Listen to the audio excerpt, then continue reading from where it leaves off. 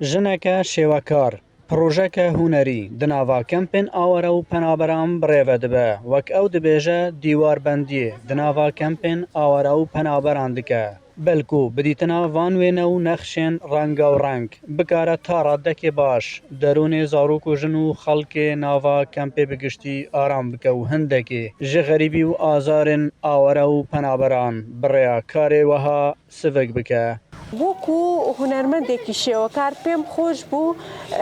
کە پرۆژەی دیواربەندەکان جێبەجێ بکەم لە نێو کەمپەکان بە هاوبەشی مناڵەکان و هەتا ئێستا پرۆژەکەم ژنەکانیشم تێکردووە ژنەکان خۆیان لەگەڵ منە ئیش ئەکەن زۆر بە دڵخۆشیەوە لە ڕاستیە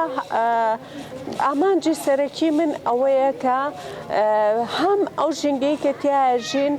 سیمایەکی جوانتر ببەخشێ و هەم دەرونی ئەوانیش ئارام بێت کاتێک کە لەمسی ڕەنگەکەن لەمسی فڵچە ئەکەن ئیشەکەن بەدەستی خۆیان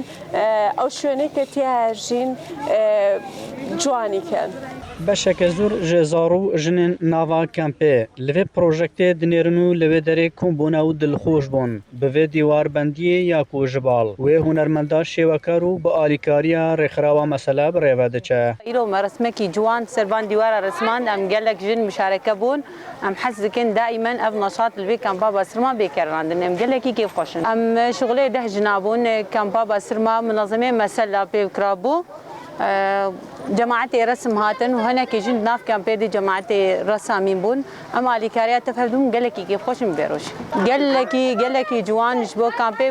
بس يعني رسمك يقولوا سر ديواري ناف كامبيدي قال لك خوش لين نارن قال لك كيف خوش تغيير كيت كامبيدا او تغيير ام حزكن تم تغيير ولاد كامبيدا شارا بابان ودیا و پروژکتی بریا کشانا وان وینیان لسر دیواره کامپانو نشاندانا وان دیمنن وک او دبیجه جبو خەڵکێ کەمپێ هەند پەیامên din jî hebûn û wiha got. کە ئیمڕۆ بەشدار بوون پەیامی خۆیان گەیان پەیامی ژنێتی خۆیان گەیان لە ڕێگەی وێنەی ئەم ژنانەی کە دروست کراوە لێرە ئەم پرۆژەیە بۆ بەرەنگاربوونەوەی توند و تیژی بوو دژی ژنان ئەو 16 ڕۆژەی کە لە جیهانە ڕائەگەیەندرێت ئەنجا ژنەکان خۆیان لە ڕێگەی هونەرەوە پەیامی خۆیان نارد بۆ هەموو چاوەکان لەسەر منی ژن بێ لەسەر ژنێکی تر بێ لەسەر خوشکەکەی من بێ بۆ نەتوانێ وەکو پیاوێک ئازادانە ئیش بکات قسەی خۆی هەبێ ڕای خۆی هەبێت بۆ ئەبێت هەمیشە